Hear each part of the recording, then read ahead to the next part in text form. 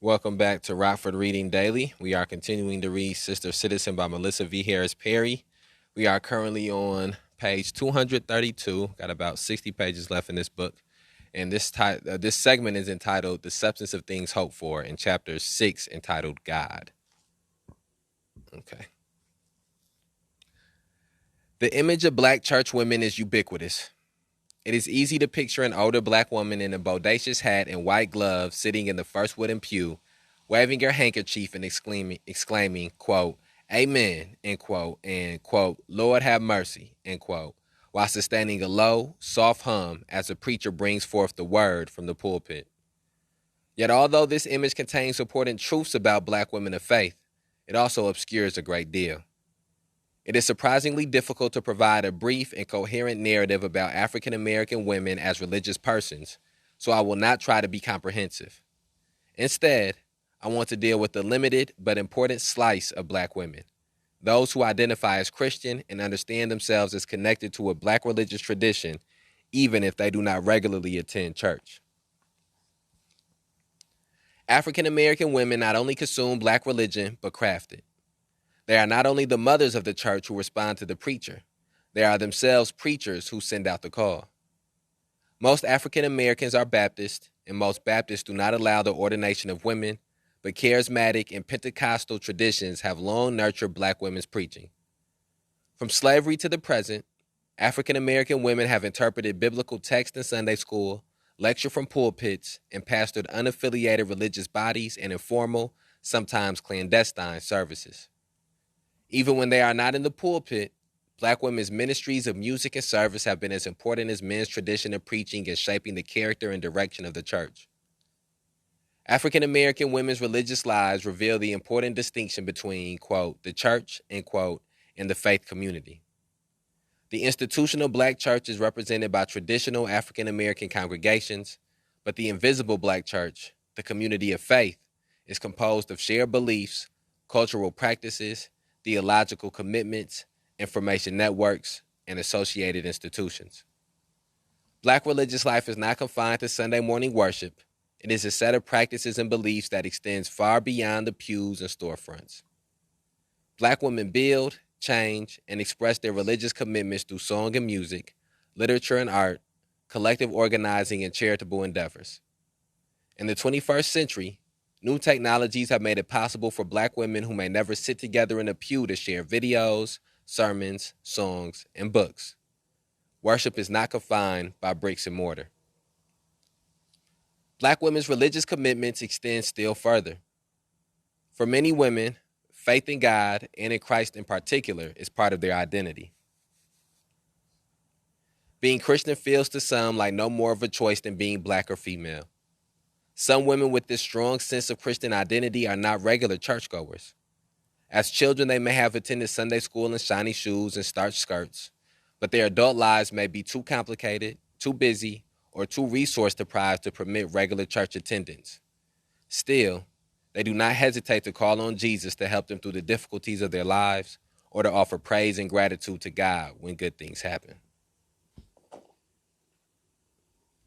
Sorry, just making sure everything is straight. Checking the mic levels. Okay. Dolores Williams argues that, like their biblical foremother, Hagar, black women hear the voice of God in the wilderness of their difficulty. Theologian. Why do I keep this is theologian Jacqueline Grant distinguishes between the remote and heavenly Christ worshipped in mainline white churches and the imminent and intimate Jesus whom black women recognize as their friend. For many black women, God is an omnipresent companion whom they may or may not visit in a formal institutional setting.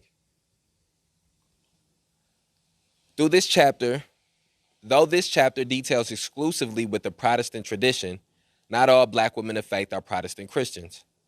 Black Catholic women have a long and interesting tradition in the United States. Though they are a racial minority in a church that does not ordain women, they have found their faith inspires them to social action and personal healing. Many other black women practice Islam.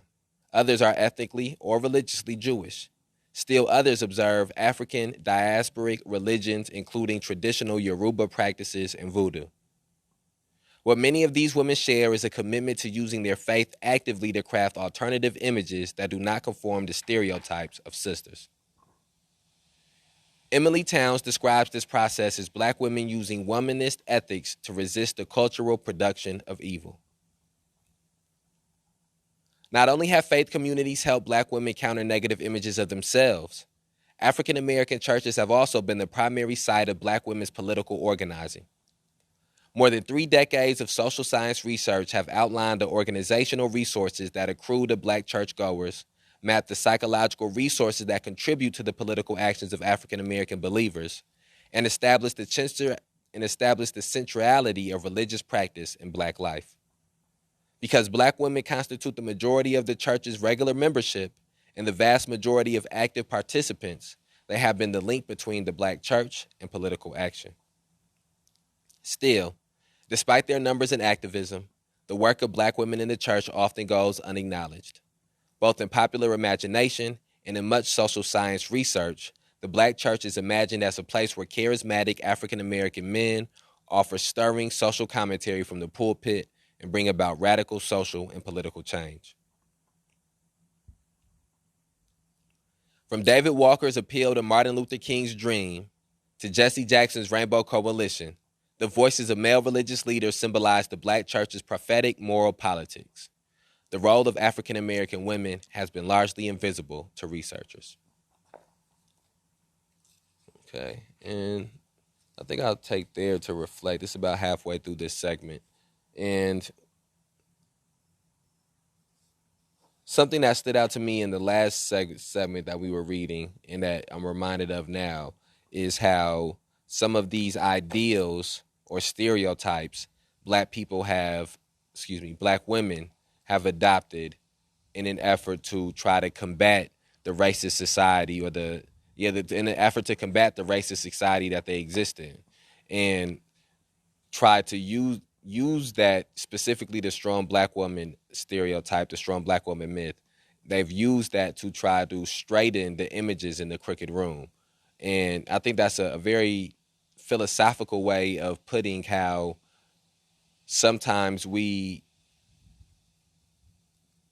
instead of struggling to break the cycles of racism that we are encountering, we find ways to adapt to the cycles of racism. We find ways to go around or to succeed in spite of the cycle of racism. And as well, women do the same thing with the cycles of sexism. And I think one of the things that that we have to get more inclined to do is try to fight and struggle to break these cycles, as opposed to just accepting that these cycles exist and trying to find ways to succeed within the cycles. Give me 1 second. I just want to see what time it is. All right, I think I got time to do one more section. Let's finish this segment up. There are exceptions.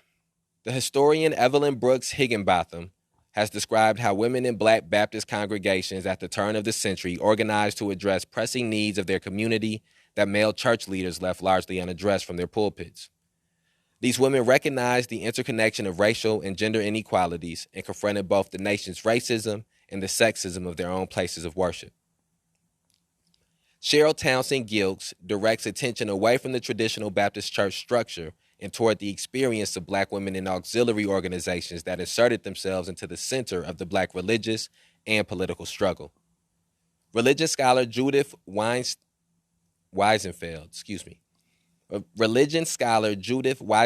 investigation of YWCA activism at the turn of the century is another reminder that black women's religious work was not confined by traditional boundaries of the official church. Through their churches, African American women throughout the 20th century founded clubs, national political organizations, and local charitable institutions. Their work provided scholarships for students, meals for the hungry, training for the unemployed, and advocacy for the community. This political and social action was most frequently undertaken on behalf of the larger community, not primarily for the benefits of the organizers. Recall my discussion of Black Club women from Chapter 2.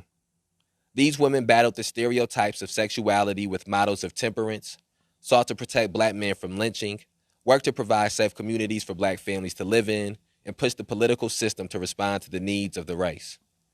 They operated under the directive, quote, lifting as we climb, end quote.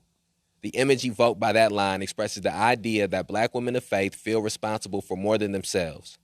They see themselves as working with God to save and protect whole communities. It is a heavy burden for women with so few relative resources, yet they embrace the self-definition of strength and perseverance.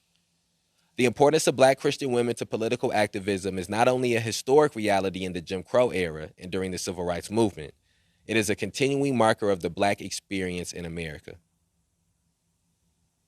Even as women have served as the activist force of the Black church has created institutional barriers to their political expression, prompting Black women to level important critiques against it. At the turn of the century, anti-lynching advocate Ida B. Wells decried the Black church as, quote, corrupt, end quote, and, quote, ignorant, end quote, and argued that Black ministers who resisted providing her support, encouragement, or even meeting space were too timid in backing her work.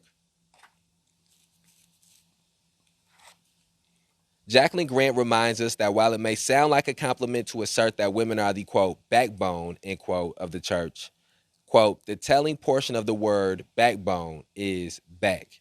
It has become apparent to me that most of the ministers who use this term have reference to location rather than function, end quote.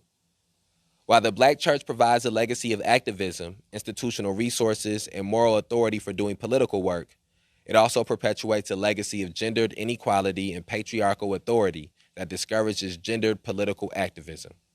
Sociologist Cheryl Townsend Gilkes reminds us, quote, Black women take seriously their own issues and problems, and they also pay special attention to the problems of Black men in their conferences, national organizations, writings, and everyday lives. Ironically, the concern that Black women evince for the emergencies facing Black men, criminalization, joblessness, poverty, hyperghettoization, and social isolation, is not reciprocated by a similar concern for Black women by the male leadership of Black churches. The perception that Black women have survived and succeeded joblessness and single parenting that create unparalleled stress in Black women's lives. End quote. Willful ignorance and purposive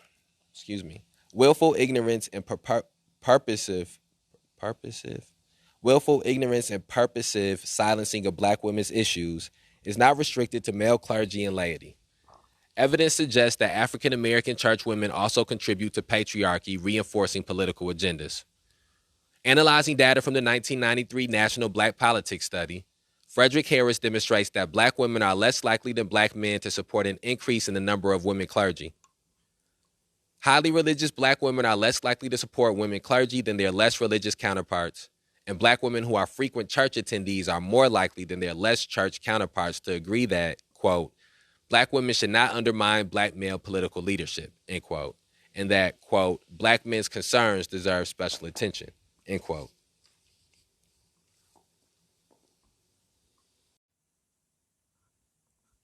Clyde Wilcox's analysis of General Social Survey data from the 1980s shows that while Black women are more supportive of government action to address gender inequality than are white women, this support is more linked to beliefs about the role of the state than to support for gender equity per se. In fact, Black women are not more supportive of gender equity in social or political realms. Although Black church has organized, mobilized, and radicalized Black women around issues of race, it has largely failed to offer a similar mobilization on questions of gender. Many researchers of the Black church point to its patriarchal structure as the primary cause of this dichotomy, but we should not overlook the role of religious ideas themselves. The women in my focus groups did not talk about the church. They talked about God. Their analysis of... Sorry, I got this cord moving everywhere.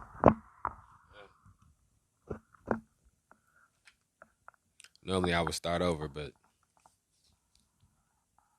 Sorry about that. We're going to get some better equipment soon. Trying to find our spot.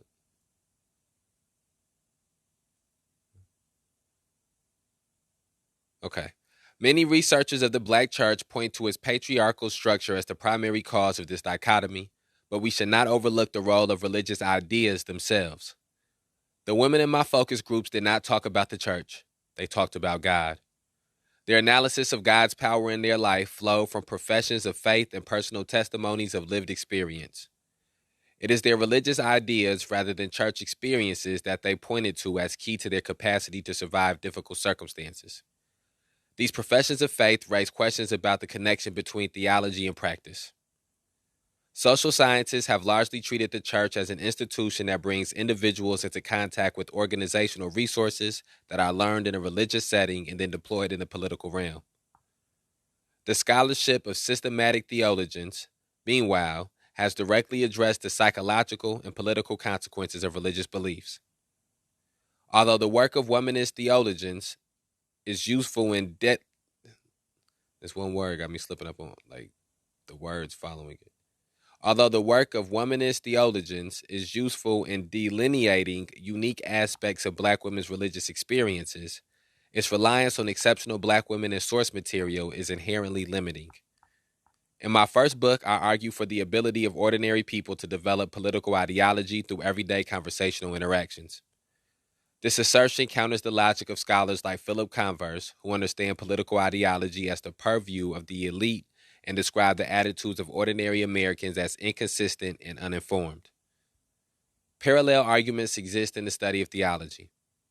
Some might argue that theology is exclusively the work of academic scholars who systematically derive theological precepts from agreed-upon source materials and canonical practice. But there is also an organic theology that emerges from shared understandings of God. Womanists use a broad array of source materials for understanding Black women's theology. The historiography of Black women's lived experience, literary sources like Zora Neale Hurston, Toni Morrison, and Alice Walker, and the tradition of Black women's preaching from the cornerstones in the womanist theological project. Although these are crucial sources, womanist scholars rarely investigate the beliefs of ordinary Black Christian women systematically. I attempt to address this shortcoming here using national survey data from the 1998 General Social Survey. These data are dated, and they are limited in what they can tell us about Black women as Christians, moral agents, and political activists. But they do open up new ways of seeing the intersections of Black women's religious, emotional, and political experience. We can use these data to explore the content of Black women's religious beliefs, to determine if Black women differ from other groups in their religious beliefs or divine imaging, to question what differences these religious beliefs make for Black women's emotional lives, and to show how these beliefs affect their political ideas. Okay, and that brings us to a changing of the theme within this chapter. And upon reflection, I think that really what just stands out to me is the pattern in which these chapters are written in. And this is clearly that we're getting to the data section, which we've went through a few different times, where we sort of get a insight on a segment of Black women's unique experiences through survey questions. I'm trying to move this cord one more time. Okay. All right. What Black women believe. Womanist theologians frequently claim that African American women have a unique Christian faith marked by their race, gender, and class disprivilege. One way to test this claim is by comparing the professed religious beliefs of white women and men to those of Black women and men. Using data from the General Social Surveys, I considered 4 areas of religious belief: forgiveness, overall sense of connections with the divine presence, the extent to which religion influences other areas of life, and religious fundamentalism. It might seem strange to measure such deeply held personal commitments with public opinion surveys, but these metrics allow us to make comparisons across groups. The results show that the group most unlike all other groups is not Black women, but white men, who score lower than all other race and gender categories on each of the four areas. Although this calls into question the normative practice of assuming that white men's experiences are universal, it hardly provides clear evidence that black women's religiosity represents a unique understanding of the divine. In each area of religious belief except forgiveness, black women's average score is higher than that of white women, but indistinguishable from that of black men. African American women profess a stronger sense of divine connection, a greater commitment to religion guiding other areas of life, and greater fundamentalism than white women. But these appear to be racial differences within sex, not gender differences within race. In each of these areas, black men and women share similar religious conceptions. These results provide evidence for what Lincoln and Mamiya called, quote, a black sacred cosmos, end quote, derived from socialization in black churches and racialized cultural practices. They do not provide evidence for a distinctly gendered understanding of God within that black sacred cosmos. The theological tradition of black liberation suggests that although black men and women understand themselves as American Christians, the content of black religiosity is so distinct as to constitute a separate religious expression. In short, black folks' God is not the same as white folks' God. This idea is best captured in the notion of the Black Christ. The idea of a Black Christ was first articulated by Albert Cleage, a theologian, preacher, and founder of the Shrine of the Black Madonna, in his book, The Black Messiah. Cleage uses a biblical genealogy that traces Jesus' maternal ancestry to provide evidence of an African bloodline and argued that Jesus of Nazareth was ethnically black. This notion of an ethnically black historical Jesus is not widely accepted in the terms Cleage outlined, but credible scholars of Christianity agree that the common iconography of Jesus as white, blonde, and blue-eyed is highly unlikely, given that he was a first-century Semitic Jew born in the Middle East. Still, the argument that Jesus was phenotypically,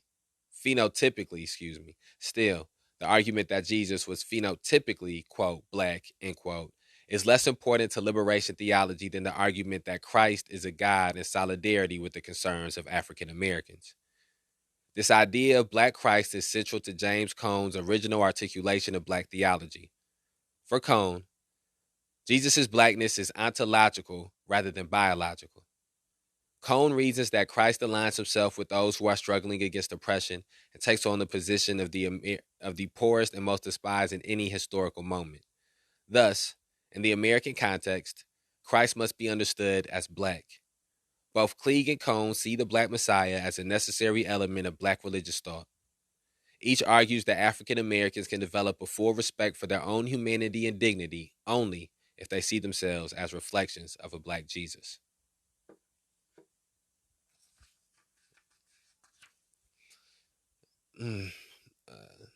This has happened. This happens probably a few times in each book I read, where the subject at hand is something that I have not conceptualized before in the manner it's being presented to me. And so as I'm reading it, it takes me a while to sort of figure out how I can put some of these things in my own perspective, or how I'm perceiving some of these things.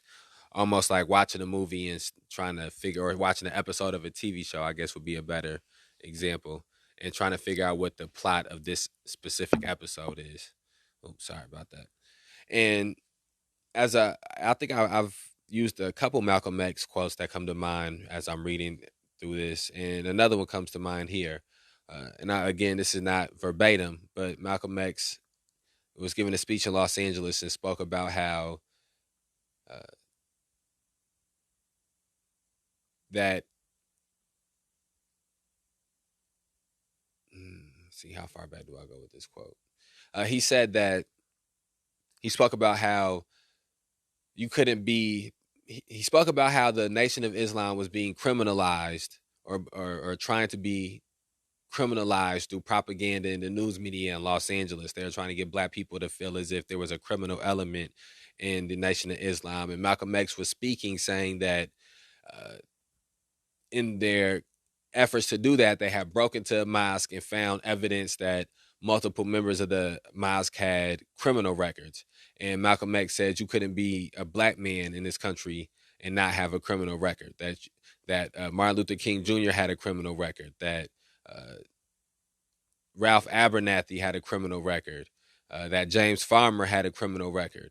And then he said that you can't be a black man and be against oppression and be for freedom and not have been to jail in America in that time. And he referenced back to how Moses had been to jail and how Daniel had been to jail and how they arrested Jesus for sedition.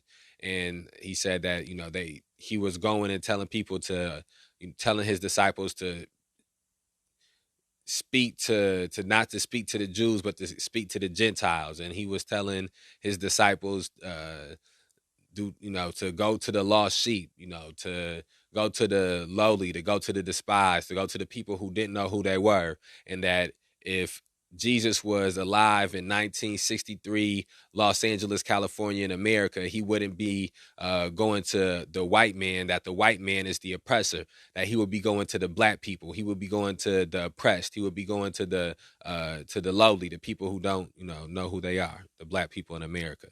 And so even just that time period is important because in the 50s, 60s, 70s, that, and 50s might even be going too bad. I'm sure there were black people with this thought, but in the 50s. But even in these religious institutions, a lot of times these people were seen as white. These figures, Jesus and John and Mary and Joseph and all of these different Moses, all they were seen as white people, as Europeans,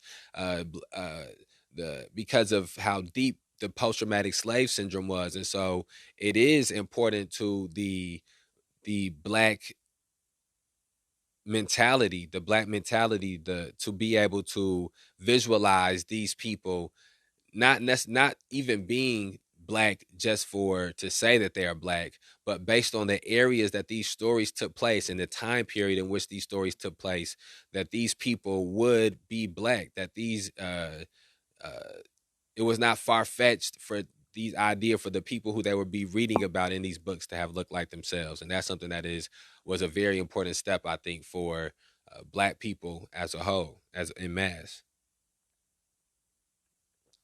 And now it's be hard pressed to go to a church and find black people who believe that the people they're reading about in those books are white. White feminist theologians make a parallel claim about the critical importance of alternative images of God.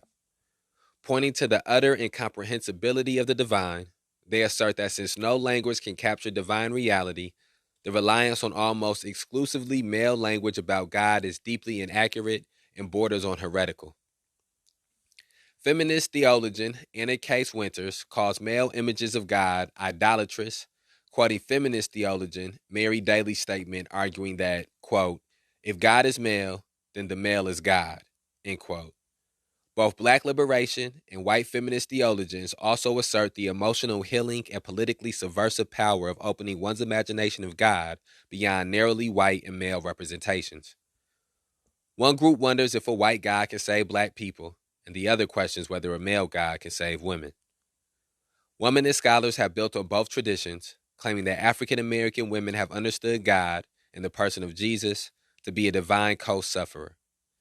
Womanist theologian Jacqueline Grant writes, quote, for Christian black women in the past, Jesus was their central frame of reference.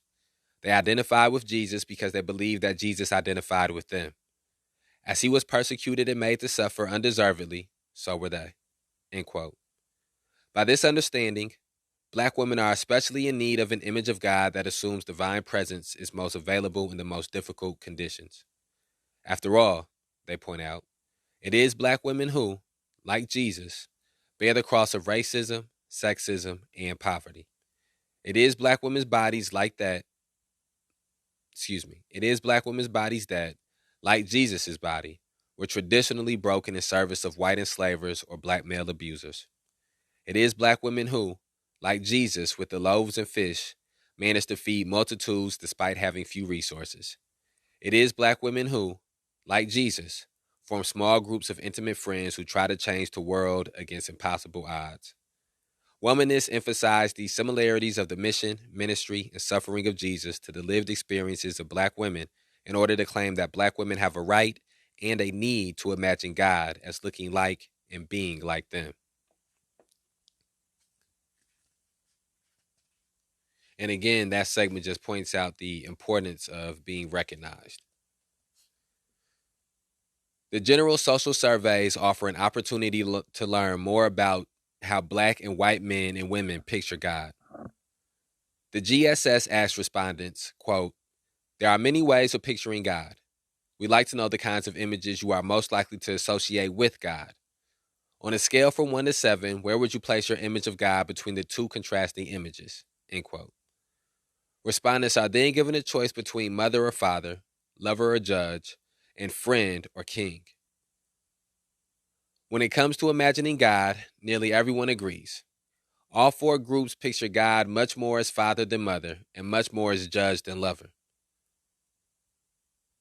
For these two image pairs, the only real difference is that Black women perceive God more as a lover than as a judge, in relativity to white men. Overall perceptions of God as friend or king are more balanced. Although all groups see God somewhat more as a king than a friend, the difference is not as strong as in the first two categories. Here, Black men differ from all other groups. They perceive God much more as king than friend. This evidence challenges theological assertions of a unique racialized conception of God. For the most part, Black women imagine the same God as other Americans. The God of Black women is a father, judge, and king, just as for other groups. Thus, the evidence for an organic theology unique to Black women is mixed. The GSSS data tells us that although African American women largely picture the same God, they feel more closely connected to that God, more guided in their daily lives, and more fundamentalist in their belief than either white women or white men. The content of Black women's religious beliefs appears to be more racialized than gendered. There may be a Black sacred cosmos, but there may not be a unique female version of it. Given that within Black churches, men have long dominated the role of preacher, and therefore of interpreter of religious symbols and texts, it is not surprising that they have not nurtured a more feminine and egalitarian imagination of God. The God of Black men and women is still a judging Father King, heading a hierarchical version of religious life. And then that brings us to a changing of the theme within this chapter. So we're going to end this episode here. I'm going to have a small reflection, and then we will pick up reading the next segment on tomorrow's episode. And the uniqueness of inspecting race, gender, and religion within this chapter here is very enlightening to me.